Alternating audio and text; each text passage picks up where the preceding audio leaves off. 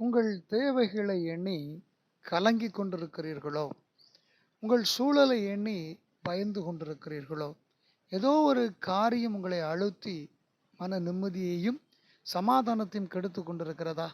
கவலைப்படாதிருங்கள், கலங்காதிருங்கள், பயப்படாதிருங்கள்.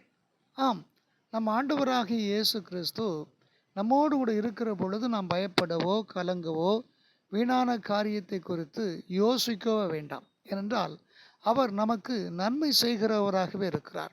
உங்கள் வாழ்க்கையிலே காணப்படுகிற இப்படிப்பட்ட இக்கட்டான நிலைகளை மாற்றுவதற்காகத்தான் இயேசு இந்த உலகத்திற்கு வந்திருக்கிறார். ஆகவே எதை குறித்தும் பயப்படவோ கலங்கவோ வேண்டாம். ஏனென்றால் ஆண்டவருடைய பார்வைக்கு வராமல், ஆண்டவர் நினைக்காமல் நம்முடைய வாழ்க்கையில் எதுவும் வரப்போகிறதில்லை.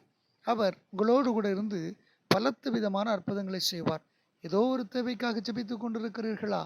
ஒருவேளை அது வியாதியை மாறுவதற்காக இருக்கலாம், பிள்ளையுடைய திருமணமாக இருக்கலாம். எதுவாக இருந்தாலும் உங்கள் தேவைகளை சந்தித்து, உங்கள் கவலைகளை மாற்றி, உங்களை துக்கங்களை மாற்றி, உங்களை சந்தோஷப்படுத்தும்படி ஆண்டவர் விரும்புகிறார்.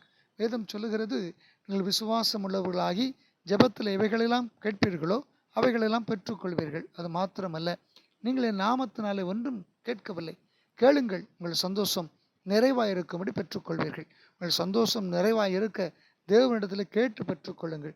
அப்படிப்பட்ட கிருபைகளையும் நன்மைகளையும் உங்களுக்கு தரும்படி நான் ஜெபிக்கிறேன். நீங்களும் ஜெபியுங்கள். கர்த்தர் மகிமையான காரியத்தை உங்கள் வாழ்க்கையிலே நீங்கள் விரும்புகிறபடி, நீங்கள் எதிர்பார்க்கிறபடி செய்வார் என்பது எந்த சந்தேகமும் இல்லை. ஆமேன். கர்த்தர் உங்களை ஆசீர்வதிப்பாராக. ஆமேன், ஆமேன், ஆமேன்.